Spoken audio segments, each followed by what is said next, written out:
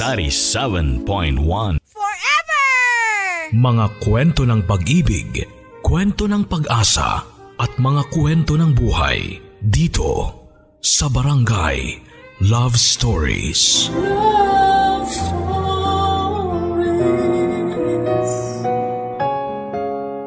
Ang pagiging guro ay isang huwarang propesyon at sinasabing pangalawang mga magulang ng mga bata sa paaralan. Ngunit paano kung darating na ang oras na tatandaan at magiretiro ang isang guro?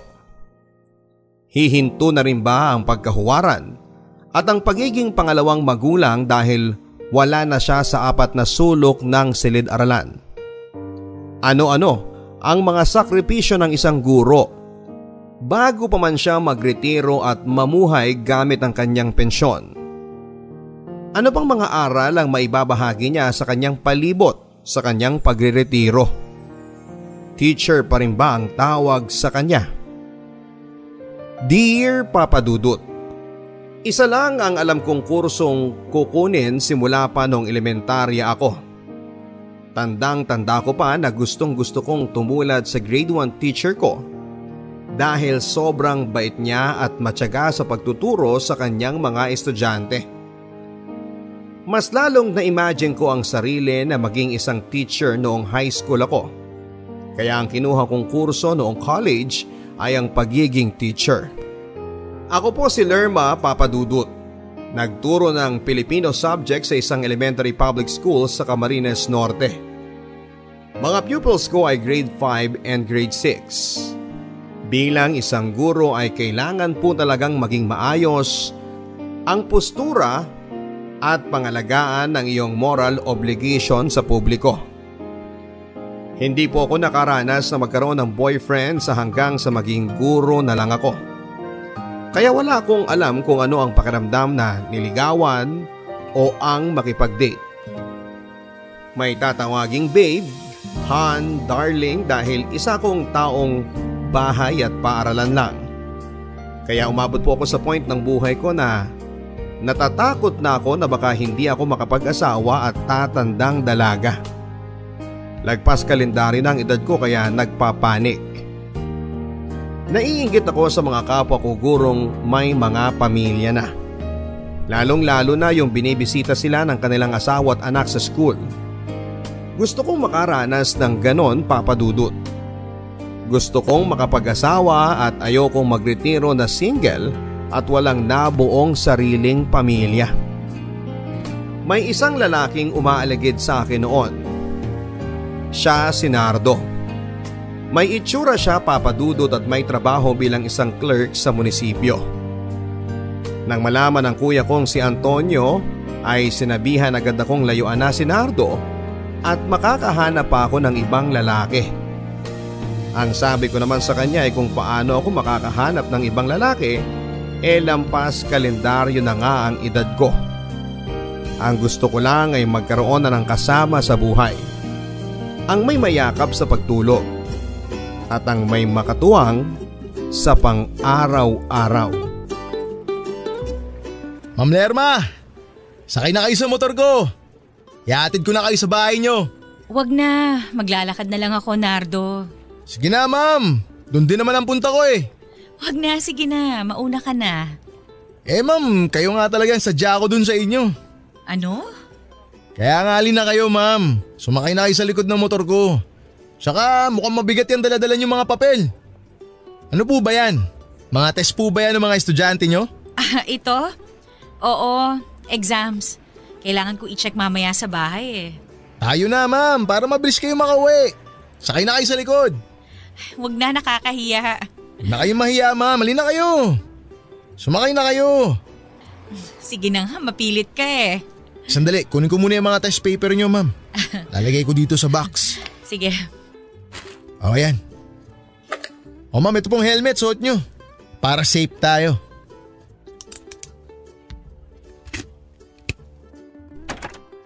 O dahan-dahan lang ho sa pagsakay ma'am ha. O yan, tayo na. Ma'am Lerma, kumapit lang kayo na mabuti sa bewang ko. Huwag kayo mahihiya. Ah, Higpitan nyo ang paghawak, ma'am. Safe na safe kayo sa akin.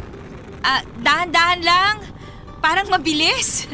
Ma'am nga pala, kumusta yung tinatanong ko sa inyo? Ang alin? Ano? Si ma'am talaga. Kailan niyo po ba ako sasagutin? Tagal ko na naniligaw sa inyo ah. Hindi kita pwedeng sagutin. Ano? Bakit naman? May asawa ka na, di ba? Hiwalay na kami kaya pwede na. Anong pwede na? Hindi kayo legally separated. Pero wala na talaga kami, ma'am. Hindi na namin pinakikialaman ng isa't isa. Malaya na akong gawin kung ano gusto ko. Kaya pwede na tayo magsama. Magsama ka agad ang nasa utak mo hindi pa nga kita sinasagot. Kaya nga sagutin mo na ako. Alam mo naman na hindi pwede dahil isa akong guro. May moral obligation kami. Wala naman tayong masamang ginagawa. Maaaring wala dahil nagkakaintindihan na kayo ng asawa mo. Pero sa mata ng batas at sa lipunan, kasal ka pa rin sa kanya. Alam nyo ma'am, gusto ko lang na mapasaya kita. Sa totoo lang ma'am, mahal na nga kita eh. Sobrang gustong gusto kita. Alam nyo ma'am, tuwing nakikita ko kayo, nawawala ako sa hulog eh. Daling-dali nyo yung puso ko. Lagi itong kumakabog ng napakalakas. Kahit pakiramdaman nyo yung dibdib ko ngayon, mararamdaman nyo kumakabog yung puso ko. Oh, nararamdaman nyo ba ma'am? Nardo, kumakabog din ang puso ko. Ano po yun ma'am? Ay, eto na po pala tayo. Napasarap ng kwento. Ingat po sa pagbaba ma'am ha. Ayan. Pumasok tayo sa bahay. Ano ba ang gusto mo? Kape? Gatas? Ma'am, ikaw ang gusto ko eh. Upo ka. Ay, salamat ma'am. Mag-init lang ako ng tubig ha. Ano ba ang gusto mo? Kape o gatas? Ma'am, ang gusto ko sana kape at ikaw. Kapag isinawsaw sa mainit na kape, manlalambot at sasagutin ka ng oo, ganun ba? Ibig sabihin po ba nito, ma'am? Yes, girlfriend mo na ako at boyfriend na kita. Woohoo! Ayos! May kinakasama na ring ibang lalaki ang asawa ni Nardo, Papa Dudut. Kaya't hindi naging issue sa aming dalawa ang takot na baka ihabla ako ng legal wife niya. Pero issue talaga ng lipunan ng pagsasama namin sa iisang bubong. Nilino ko ang usap-usapan. Isa daw akong immoral dahil sa ginagawa ko. Pero hindi kasi nila naiintindihan na kailangan ko rin ng lalaki sa buhay ko. Kailangan ko ng may makasama at may magmamahal. Kahit matindi ang pagtutol ng kapatid kong si Antonio sa aming relasyon, ay wala siyang nagawa. Mas matimbang ang pag-ibig namin sa isa't isa ni Nardo.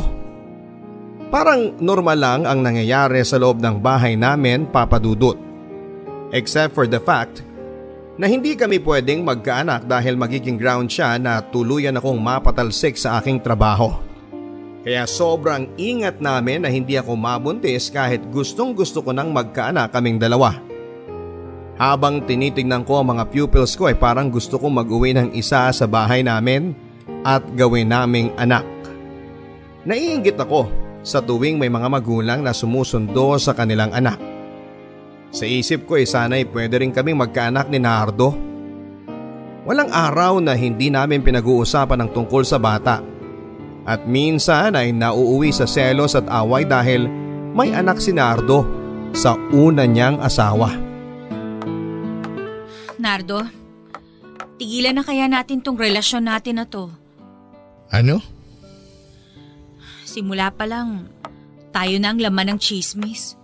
Kaya professional kong tao, pumatol ako sa may sabit. Napaka-immoral ko daw. Dapat akong tanggalin sa trabaho. Baka pagod ka lang galing trabaho.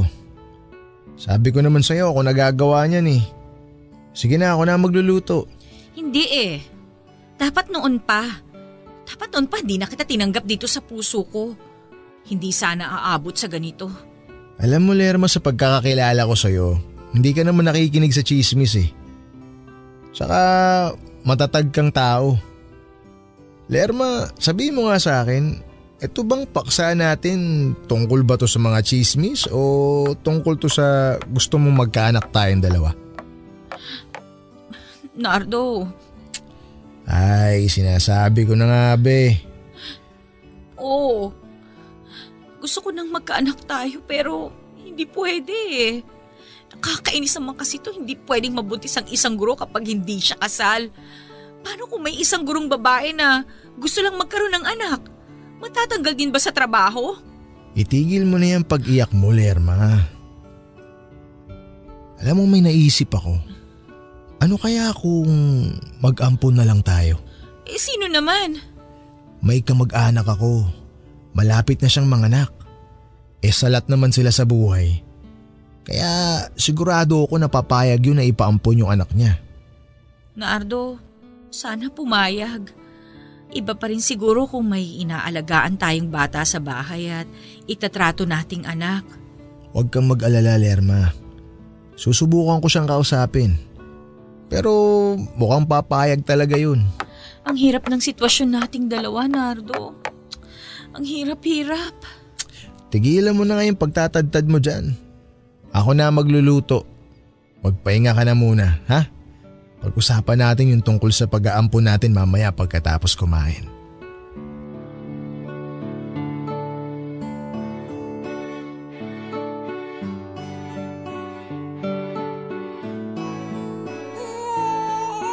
May baby na tayo, Lerma. Shh, baby. Ang gandang bata. May naisip ka na bang ipapangalan natin sa kanya? Wala akong maisip. Ano kaya kung Lena? Pinagsamang Lerma at Nardo. Pwede rin. O eto, kargahin mo muna siya. Ay, teka sandali, hindi ako marunong. Madali lang yan. O ayan, ganyanin mo lang. O, diba? Hello Lena, eto ang Mami Lerma at Daddy Nardo mo. Aalagaan ka naming dalawa. Oh, tahan na baby. Tama na baby Lena. Oh, tatahan na yan. Oh, kita mo Lerma? Gusto ni baby Lena ang bago niya mga magulang. Anong sabi ng tunay na mga magulang nitong bata? Huwag mo na silang alalahanin. Marami silang anak. Mas mabuti na rin daw na dito sa atin si Baby Lena dahil mabibigyan natin siya ng mas mabuting buhay. Lerma, pag laki ni Lena, anong gusto mong kunin niyang kurso? Gusto mo rin siyang maging teacher katulad mo? Hindi ko alam. Basta kung ano man ang gusto niya, suportahan lang natin siya. Nga pala, namili ako ng gatas niya. Nardo, tama ba tong ginagawa natin? Ha? Tama bang nag-ampon tayo ng bata? Ano ka ba, Lerma? Tama lang naman ang ginagawa natin. Kahit hindi siya nanggaling sa atin, isipin pa rin natin na galing siya sa ating dalawa. Anak na natin si Lena. Ikaw na muna magkarga sa kanya ha. Tatapusin ko lang ang pag-check ko sa mga exams para makapag-compute na rin ako ng grades ng mga bata. Sige, akin na muna si Lena. Dito ka na muna kay Daddy baby ha, kasi busy ang mami mo. Alam mo ba na ang sipag-sipag ng mami mo magturo ng mga bata? Nako, paglaki mo sigurado matuturuan ka rin ng mabuti ni mami. Nardo? Ano yun, Lerma? Salamat ha. Salamat saan? Salamat sa pagmamahal. Mahal na mahal kita, Lerma. At mahal na mahal ko rin si Baby Lena. Habang tinitignan ko si Nardo na karga-karga si Lena ay nakakaramdam ako ng awa sa aking sarili. Pwede naman talaga na magkaanak kami kung gustuhin namin pero hindi pwede dahil mawawalan ako ng trabaho. Ayoko sanang mag-adapt ng bata. Ayoko na sa ideya ko dati na gusto kong mag-uwi ng pupil ko sa bahay at gawin kong anak. Para sa akin, iba pa rin kung galing talaga sa sinapupunan ko ang batang aalagaan at palalakihin ko. Iba pa rin kung sarili kong anak. Mabuti at porsigido si Nardo sa pag-aalaga ng bata. Nakukonsensya ako kaya inalagaan ko na rin si Lena. Mami at daddy ang tawag niya sa aming dalawa. Nagkaroon pa ng chance na ako ang naging teacher ni Lena noon, Papa Dudut. Malikot na bata siya, kaya parati kong nasasaway at napagbubuhatan ng kamay. Para sa akin ay tama lang na dinidisiplina ko siya dahil para rin naman sa kanya ang ginagawa ko. Tuwing nagkikita kami ng kapatid kong si Antonio ay pinamumukha niya sa akin na mali ang ginagawa kong pakikipagrelasyon kay Nardo. Dahil sa may asawa pa rin ito at hindi kami pwedeng magkaanak dahil sa kasal ang kinakasama ko. Naiinis ako sa kanya, Papa Dudut, pero tama din naman ang sinasabi niya sa akin. Tuwing tinitignan ko si Lena ay nakakaramdam ako ng sakit sa dibdib ko. Kung malaya lang sana si Nardo ay hindi hahantong ang lahat sa ganito. At ang inaalagaan at pinapalaki ko sana ay sarili naming anak. Pinalaki namin si Lena sa abot ng makakaya naming dalawa ni Nardo. Lumaki siyang maganda, malayo sa itsura ko. Inaamin ko na hindi level ng love bilang magulang ang nararamdaman ko sa kanya dahil may galit sa puso ko at bitterness dahil hindi naman ako baog. Naiisip ko parate na sana ang pinapalaki naming bata ay totoo naming anak. Hinayaan ko si Nardo na mag-adopt dahil yon ang akala niya na kulang sa aming pagsasama. Pero mas lalong nainis ako sa nangyari sa buhay ko. Hindi ko nga matawag na totoong asawa si Nardo at hindi ko pa matawag na totoong anak si Lena. Ramdam kong hindi kami malapit na dalawa ni Lena. Alam ko naman na may pagkukulang ako sa kanya. Pero gusto ko pa rin na lumaki siya ng mabuti at naaayon sa gusto ko. At tinuturuan siya ng mga bagay-bagay, lalong-lalo na sa mga aralin niya dahil gusto kong lumaki siyang matalino. Tulad ng mga naging pupils ko ay may mga bata talagang pasaway at hindi nalalayo si Lena. Walang araw, Papa Dudut, na hindi ko siya nasesermonan dahil sa mga hindi kaaya-ayang ginagawa at mas nagagalit ako tuwing nakikita kong mababa ang mga marka niyang nakukuha. Para sa akin ay isang mahalagang bagay ang makakuha ng magandang marka sa klase. Gusto ko sanang maging honor student si Lena, Papa Dudut, tulad ng mga anak ng kasamahan kong guro, pero hindi. Parang failure sa part ko nang graduate siya na walang honor. Lena! Ano ba naman tong marurumi mong damit dito sa banyo? First year high school ka na. Dalaga ka na. Isip bata ka pa rin ba? Sorry po, Mami. Kukunin ko na po. Labang mo nga ang mga yan. Dapat marunong ka na sa buhay para pag college mo, hindi ka na mahihirapang mag-adjust. Eh syempre, wala namang college dito sa atin. Kaya doon ka mag-aaral sa city. Umayos ka nga. Mag-aral ka na mabuti. Hindi parang nangangamote itong mga grades mo, oh. Nakakahiya. Hindi ka ba nahihiya, ha? Sinusubukan ko naman po. Ang sabihin mo, hindi mo talaga ginagawa ang mag-aral. Kasi kung nag-aaral ka, makikita yan sa mga grades mo. Alam mo ako noon, nag-aaral talaga ako. Ikaw kasi, paisi-isi ka lang. Hindi naman po, Mami. Anong hindi? Kahit nga paglalagay nitong marurumi mong damit sa labahan, hindi mo magawa. Huwag mo akong dandanin sa pag-iyak-iyak mo, ha? Alam ko naman po na hindi niyo ako tunay na anak, kaya ganyan kayo sa akin. Ano? Anong ganyan ang pinagsasasabi mo dahil sa hindi kita tunay na anak, ganun ba? Hindi ko nararamdaman na mahal niyo ako bilang anak niyo. Mami nga ang tawag ko sa inyo. Pero hindi ko maramdaman ang pagiging ina ninyo. Para kayong principal sa school na pinapagalitan ng mga estudyante. Aba, pinagagalitan talaga ang mga pasaway. Eh pasaway ka eh. At huwag mo ipamukha sa akin na hindi ako naging ina sa'yo, ha? Malaki ang sakripisyong ginawa ko sa'yo. Gusto mo lang maging katulad ako sa gusto mong mangyari. Maging matalinong anak. Nagtatop sa klase kasi teacher ang magulang. Pero hindi ko po kaya yun. Hindi ko po kaya ang mga expectations nyo, Mami. Hindi ba pwedeng mahalin niyo ako nang walang kondisyon? Ah! So kinu-question mo kung paano kita pinalaki? Ganun ba? Ang bata-bata mo pa, ganyan ka na magsalita? Paano pa kaya kung mas malaki ka na? Bakit hindi kayo tumulad kay Daddy? Mahal na mahal ako, na walang kondisyon. Aba syempre, kadugo ka niya. Ganun po ba? Dahil hindi niyo ako kadugo, kaya may kondisyon sa pagmamahal niyo, Mami. Mamahalin niyo ako kung maganda ang grades ko. Sarili niyo lang ang mahal niyo. Hindi kayo marunong magmahal. Tumigil ka na! Sana, hindi na lang ako pumayag na mag-ampon pa kami. Kung alam ko lang na mahihirapan lang din ako. Sana nga po. Sana naging masaya ako sa piling ng tunay kong mama. Magiging masaya ka ba kung yung tunay mo magulang walang maipakain sa'yo? Nakakain ba ang pagmamahal? Hoy, umayos-ayos ka ha? Makinig ka sa akin na bata ka. Kailangan mo mag-aral ng mabuti para kung makapagtapos ka na, pwede mo na akong layasan. Lalayas talaga ako. Ano? Lalayas talaga ako sa bahay na to.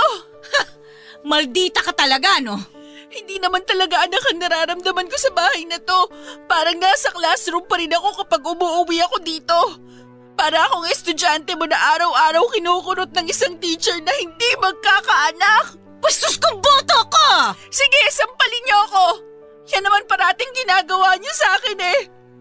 Parating niyo akong sinasaktan.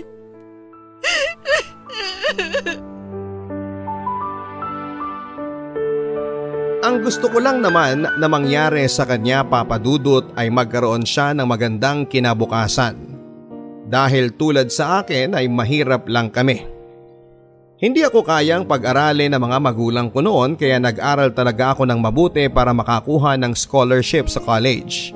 Kaya nakapagtapos ako.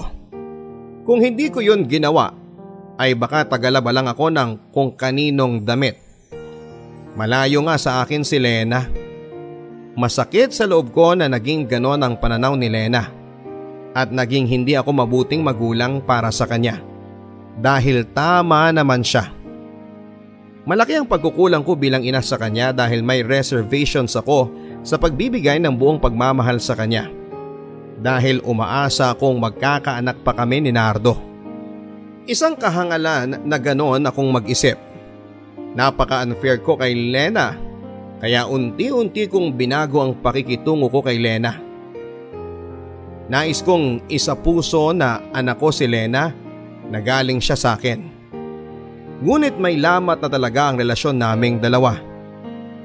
Naghahanap na ng ibang pagmamahal si Lena hanggang sa dumating ang balitang hindi ko gustong marinig. Buntis si Lena, Papa Dudut. At 16 years old pa lamang siya. Parang sampal sa akin bilang nagpalaki sa kanya na hindi ko siya nagabayan ng husto. Na hindi ko naituro sa kanya na mali ang pinasukan niya. Na hindi tama para sa edad niya ang magbuntis at maging ina. Oh! Ano na naman itong ginawa mo, Lena? Kaya-hiya itong ginawa mo, oh! Nasaan na ang katinoan mo? Mahal niya ako. Anong mahal? Hoy! 16 ka lang! Anong alam mo sa pagmamahal, ha? Anong gusto nyo? Umabot ako ng 30 o lampas pa tulad ninyo? Kaya pumatol ka na lang sa may asawa? Bastos ka! Ha? Yan lang ba ang kaya mong gawin, Mami? Ang saktan ako parate? Hindi ba tama yung sinabi ko? Kung kahiya-hiya ang ginawa ko, ano na lang yung ginagawa nyo? Hindi nyo ba nakikita ang sarili ninyo? Lumayas ka! Lumayas ka! Hindi ako takot umalis dito sa impyernong bahay na to. Sana maging masaya kayo kapag wala na ako rito. Ah, ito pa ba ang igaganti mo sa pagpapalaki namin sa'yo, ha? Bakit? Paano mo ba ako pinalaki? Pinakain, binihisan nyo lang ako, pero hindi nyo ako minahal. Hindi nyo pinadama sa akin na anak nyo ko. Sinubukan ko.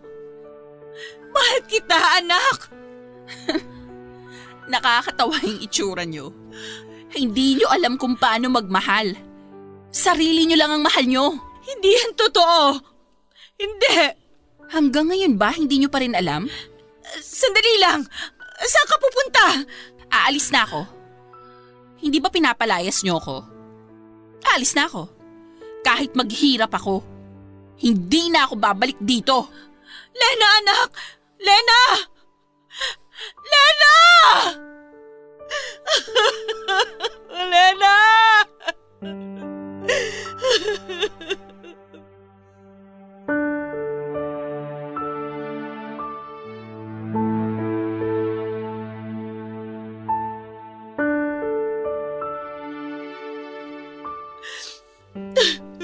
Tahan na. Hahanapin ko si Lena. May uuwi ko siya dito. Tumigil ka na sa pag-iyak mo. Paano bang maging ina? Hindi ako naging ina sa kanya, Nardo. Kahit mami pa ang tawag niya sa akin, hindi ako naging ina sa kanya. Ang sakit isipin na dahil sa sitwasyon natin, nagawa ko masaktan ng isang tao. Ano ba ito nangyayari sa buhay ko? Shhh!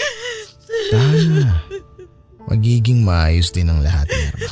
Tama ba ako na yung anak nung tagatinda ng isda sa palengke ang nakabuntis kay Lena? Oo, siya nga. O pupunta na muna ako doon, ha? Baka nandun si Lena. Ayoko mag-asawa ng maagang anak natin, Nardo. Ayoko rin naman na tumanda siyang dalaga. Ang gusto ko lang, makatapos mo na siya sa pag-aaral niya. Nardo, kunin mo si Lena. Iuwi mo siya. Hindi ako papayag na magsama sila nung lalaking yun. Ang babata pa nila, Nardo. Kailangan pa nila ng gabay. O sige na, sige na. Tumigil ka na sa pag-iyak mo. O pupuntahan ko na yung anak natin, magbabaka sakali na nandun siya. Pag wala, hahanapin ko siya kung saan. Pag nakita ko siya, pagsasabihan natin siyang dalawa. Sa totoo lang, ayoko rin na matulad siya dun sa tunay na nanay niya. Na bata pa nung maging ina. Kaya ayun, naging miserable ang buhay dahil sa kahirapan. Lerma, dinala ko dito si Lena sa atin dahil alam ko na mabibigyan natin siya ng magandang buhay. Dinala ko siya dito sa atin para maging anak natin. Huwag ka nang umiyak. Hahanapin ko siya.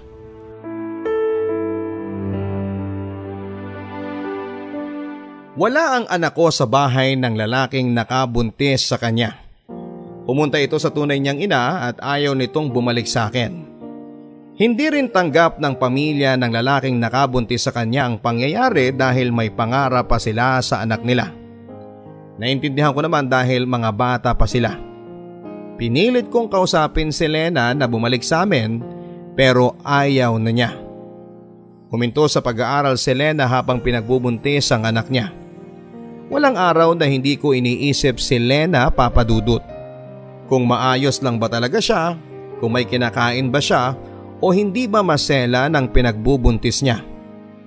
Sobrang nag-aalala kaming dalawa ni Nardo kay Lena at sobrang sinisisi kong sarili ko kung bakit lumayo sa amin ang tuluyan ng anak namin. Ako ang may kasalanan. Bakit naghahanap ng pag-ibig ang anak ko? Naiinis ako lalo na sa kapatid kong si Antonio dahil ipinamumukha niya sa akin kung gaano ako naging isang malaking pagkabigo. Galit ako sa kuya Antonio ko, Papa Dudut. Galit ako sa sarili ko. May pagkakataon pa ba na mapatawad ako ni Lena? May panahon pa ba na maiayos ko ang lahat ngayon? Ngayon na papalapit na akong magretiro bilang isang guro. Tuluyang lumayo sa akin si Lena, Papa Dudut. Umalis din ito sa bahay ng totoo niyang magulang. Ang alam namin noon ay pumunta raw ng Maynila para maghanap ng trabaho. Hindi ko alam kung ano ang iisipin at mararamdaman ko sa mga oras na yon. 16 years old pa lamang si Lena. Buntis at hindi pa nakatapos ng college. Pinahahanap siya ni Nardo pero hindi naman siya mahanap hanggang sa nagkasakit si Nardo. Nakaratay ito sa higaan ng ilang araw. Bukang bibig ang pangalan ng anak naming si Lena. Sana tinanggap ko na lang ang nangyari dito at hindi na pinagsalitaan pa ng masama si Lena. Sa buhay, kahit isa ka ng guro, sa paligid mo'y may makukuha ka pa ring aral. Tulad ng nangyari kay Lena. Kung noong unang araw pa lamang nang kinarga ko siya sa mga bisig ko, ay tinanggap ko na hindi kami magkakaanak ni Nardo dahil sa hindi pwedeng magkaanak ang isang teacher na hindi legally married sa kanyang kinakasama. At minahal ko siya na parang galing sa sinapupunan ko. Hindi hahantong sa ganito ang lahat. Mas lalong lumala ang kondisyon ni Nardo araw-araw. Ayokong mawala sa akin si Nardo, Papa Dudut.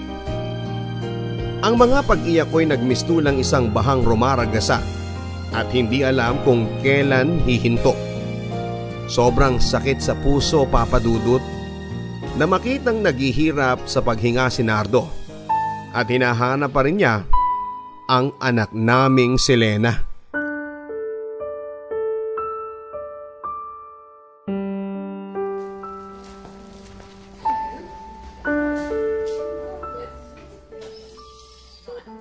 Nardo naman, lumaban ka.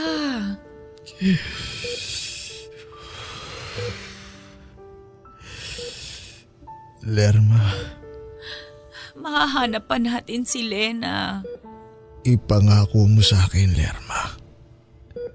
Hahanapin mo ang anak natin. Pangako yan. Pangako ko yan sa'yo.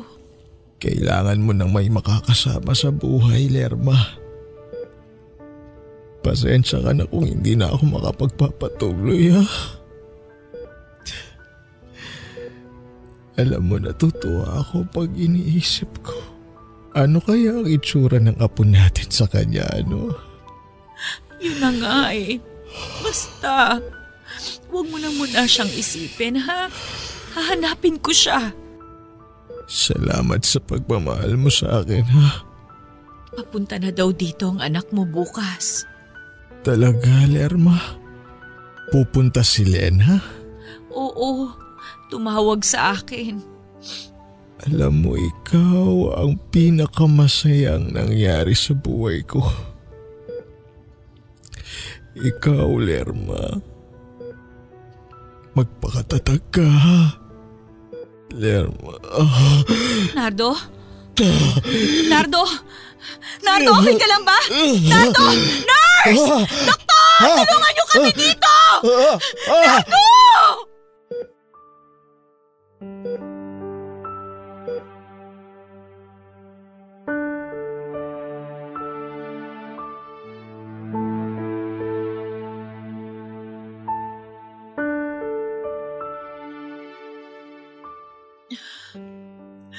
Ano ba nangyayari sa'yo, Lerma? Hindi ko alam. Tumigil ka na sa kaiiyak mo. Wala na tayong magagawa. Kailangan mo na magpatuloy sa buhay mo. Paano, kuya? Ayusin mo ang buhay mo, Lerma. Bakit, kuya? Anong bakit? Tigilan mo na nga yung pag-inom mo, Lerma. Ito lang yung nagpapakalma sa akin eh. Nakakasama yan sa'yo. Matanda ka na. Hindi ba 3 taon na lang magre-retire ka na? 3 taon? Umayos ka. 3 taon pagkatapos, tuluyan na akong mawawala ng silbi. Lerma, wala na ang kinakasama mo. Dapat alagaan mo ng sarili mo. Maganda ka na sa retirement mo. Wala nang silbi ang buhay ko kapag nag-retire na ako. Patapon na rin ang buhay ko, kuya. Ano bang patapon yung pinagsasabi mo? Magnegosyo ka. Maglibang. Paano ako maglilibang? Wala na nga si Nardo at saka si Lena. Itigil mo na nga yung pag-inom mo. Lasig ka na eh. Ano yan? Wag! Ibalik mo sa akin yung iniinom ko. Ibalik mo yan, kuya. Tumatanda ka na ng paurong, Lerma. Tigilan mo na to. Bakit mo ba ako pinakikialaman sa buhay ko? Palagi mo na lang ako pinakikialaman. Gusto ko lang maging maayos ang lahat sa'yo. Kaya please, tama na. Tama na, Lerma. Nagmamalasakit ka ba? Ganon ba? Marami ka nang nainom.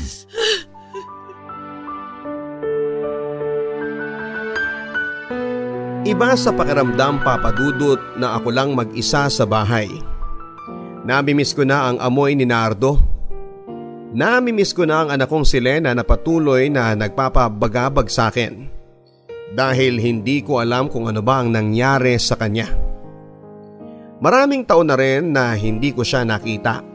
At wala akong alam kung saan talaga siya nakatira at ano ang ginagawa niya para mabuhay. Nagretiro na ako sa pagtuturo. Ako na lang mag-isa sa bahay at masobrang lungkot nang hindi na ako pumupunta sa school para magturo. May nakapagbigay ng number sa akin kay Lena dahil nagkita raw sila sa Maynila. Tinitingnan ko ang numero at pinalakas ko ang loob ko nang sa ganon na ikausapin ko na siya. At pupuntahan ko kung saan man siya sa Maynila. Nais kong umuwi na si Lena sa amin, Papa Dudut. Nanginginig ang kamay ko nang dinayal ko na ang telepono. Sana dinggin ang panalangin ko. Nakausapin ako ni Lena at hihingi ng tawad. Sana mapatawad ako ng anak ko. Gusto ko na siyang makita at mayakap. Gusto ko nang makita ang apo ko. Hello? Hello? Sino po sila? Hello?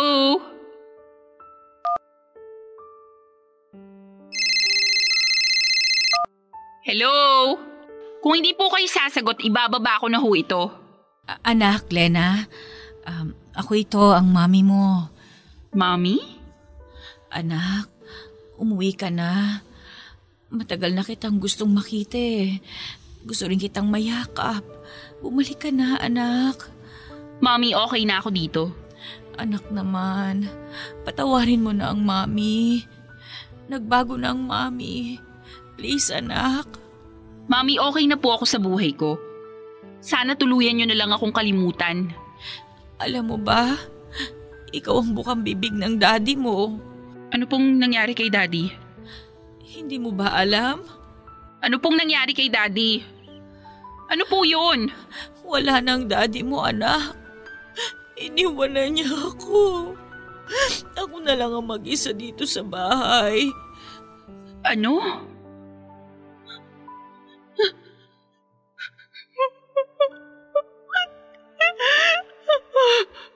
Daddy! Kailangan kita, anak. Bumalik ka na.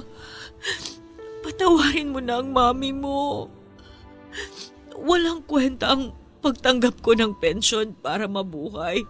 Dahil ayoko nang mabuhay. Kasi hindi naman kita kasama. Gusto kong makasama ka, anak. Buo ang desisyon ko noong umalis sa poder ninyo, Mami. Nakaya ko ang lahat ng hirap para mabuhay ang sarili ko at ang baby ko. Hindi ko rin kailangan ng pensyon nyo para lang bumalik ako sa inyo. Gamitin nyo na lang yung pera nyo sa mga bagay na magpapasaya sa inyo. Huwag nyo na akong isali pa, kalimutan nyo na lang ako. Tumigas na ang puso mo sa akin, anak. Mami, huwag na ho kayong uling tatawag sa akin. Anak naman. Anak? Lena? Anak? Herma! Buksan mo ang pinto! Sandali lang. Kuya. Oh, umiiyak ka ba? Wala. Ano lang. Napuwing lang ako, kuya. Alika, tuloy ka. Ang mga taong wala na, huwag mo nang iyakan. Bakit ang dali-dali mong makapagsalita ng ganyan, kuya? Kung mawawala ba ako, hindi niyo ako iiyakan? Hindi mangyayari yan. Mauna akong mamatay kaysa sayo. Yang pensyong natatanggap mo, inegosyo mo. Maglibang ka. Hindi yung paiyak-iyak na yan. Anong niluluto mo? Eto, may dala akong isda. Kumain ka na ba? Hindi pa. Naku, alagaan mo yung katawan mo.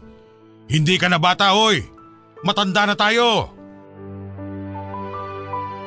Walang silbi ang buhay ko, Papa Dudut.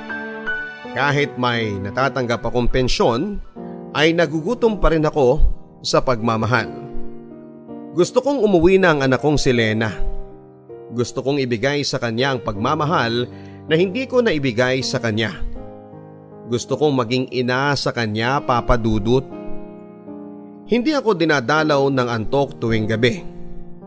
Kapiling ko ang mga pagluha ko at yakap-yakap ko ang pangungulila kay Nardo.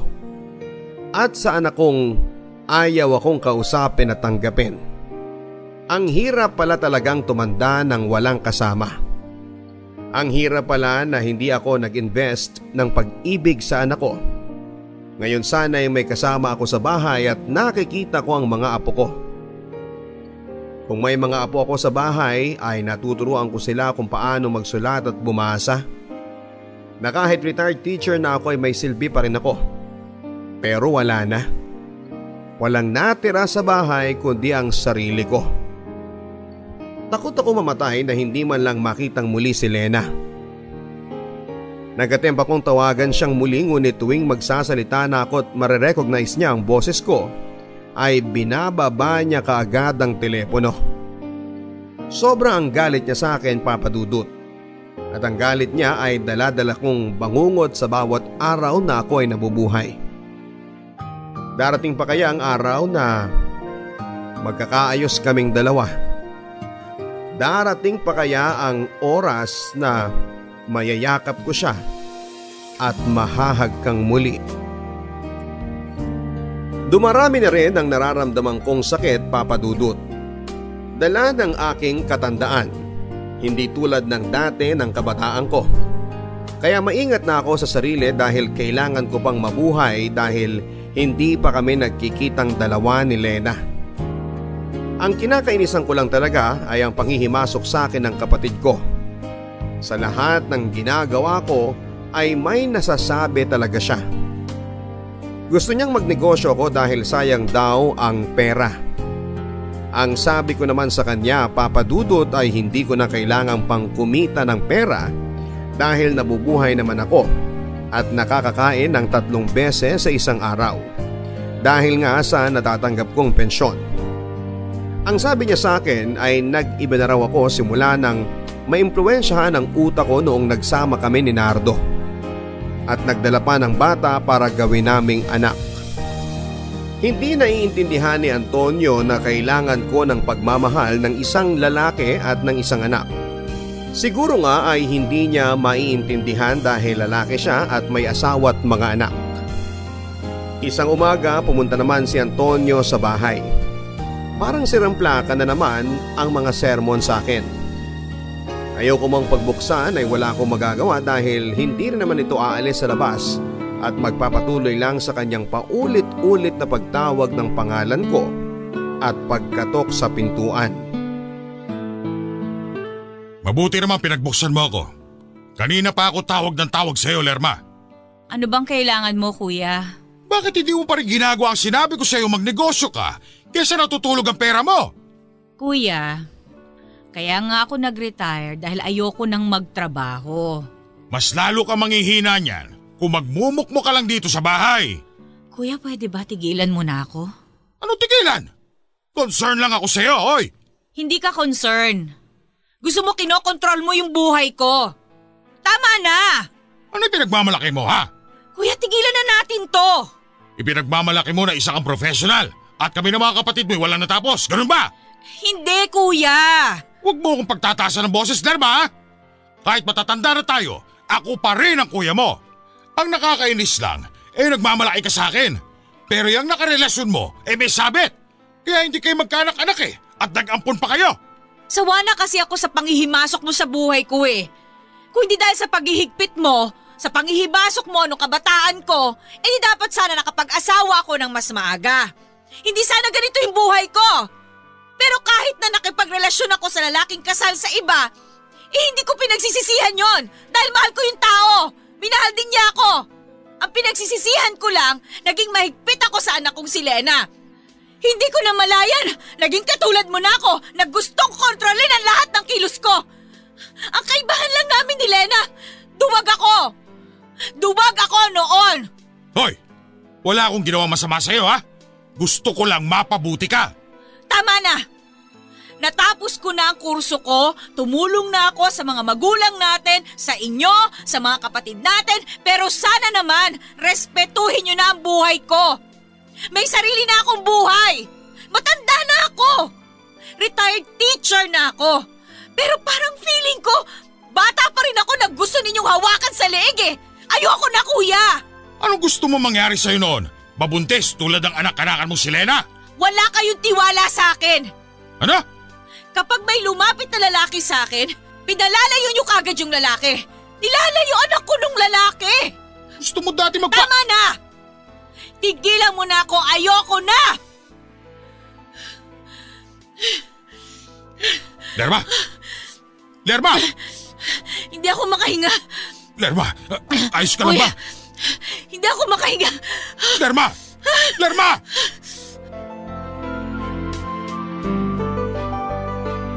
Inatake ako sa puso, Papa Dudut.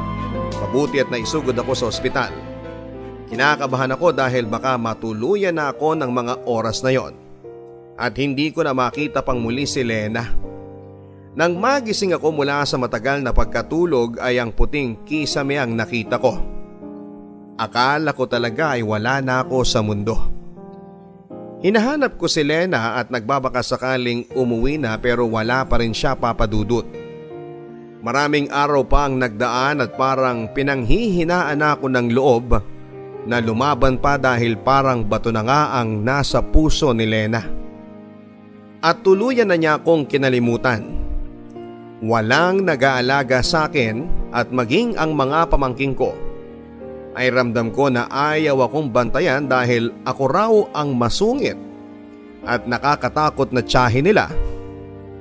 Dala marahil sa pagiging strikto ko dahil sa pagiging guro ko. Nagdaan pa ang ilang mga araw hanggang sa dumating ang pinakahihintay ko. Ang makitang muli ang anak kong si Lena. Pagpasok niya sa pintuan ay parang gusto ko nang lumundag sa saya. Dahil sa wakas ay binuksan niya ang buhay niyang muli para sa akin. Gusto ko siyang yakapin ng mahigpit at huwag nang bitawan dahil takot akong mawala pa siya sa piling ko. Takot akong iwang muli ni Lena.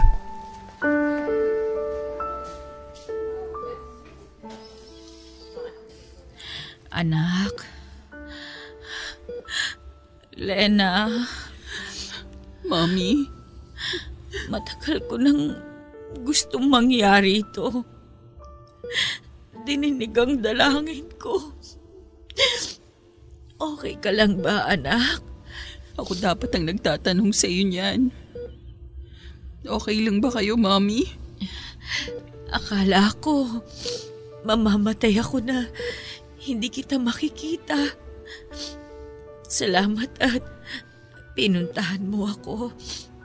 Salamat, Lena. Patawarin niyo po ako. I'm sorry. Ako itong dapat humingi ng tawad sa iyo, anak. Na-realize ko kung gaano kalaki yung pagkukulang ko sa iyo. Sana mapatawad mo ko, anak. Huwag na kayong mag-isip ng kung ano pa man. Pinatawad ko na po kayo. Magpagaling po kayo para makapagbakasyon tayo kasama ng mga apo ninyo.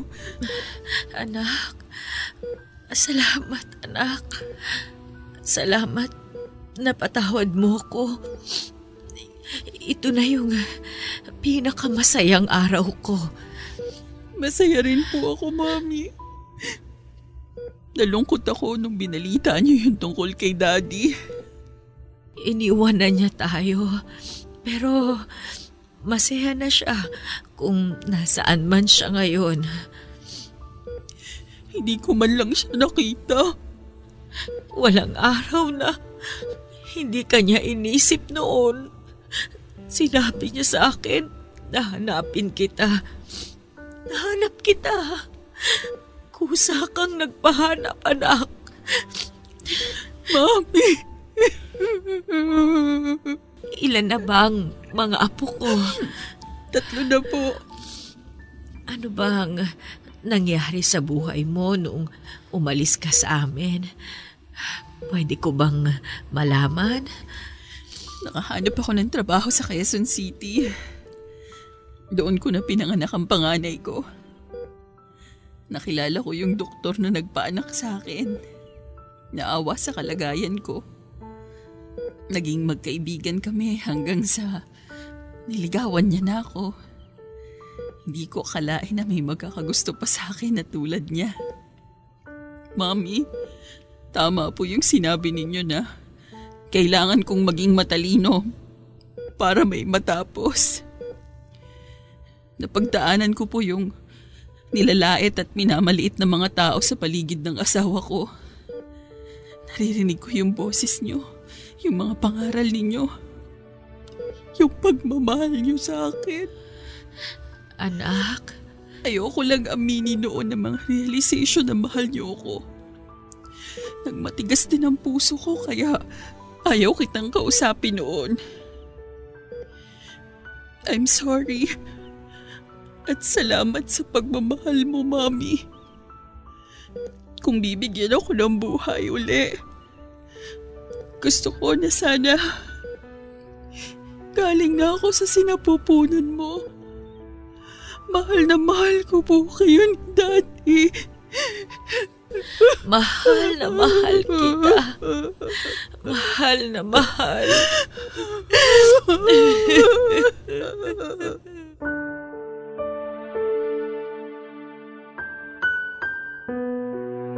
Lumuwas kami ng Maynila, Papa Dudut, at tumira sa bahay nila sa Quezon City, kasama ang asawa at mga apo ko.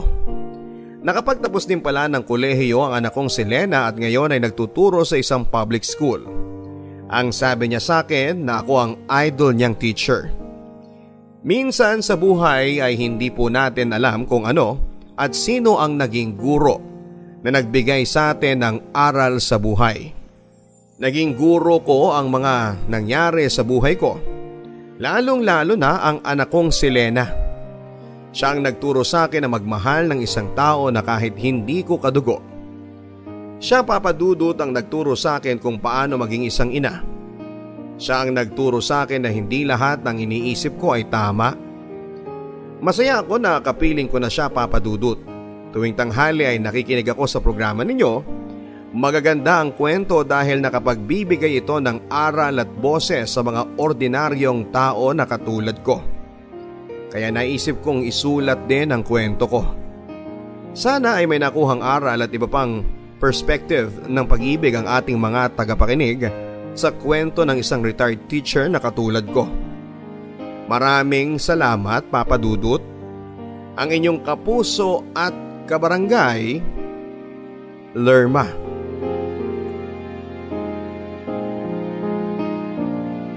Mga kwento ng pag-ibig, kwento ng pag-asa at mga kwento ng buhay dito sa Barangay Love Stories. Love Stories. Forever.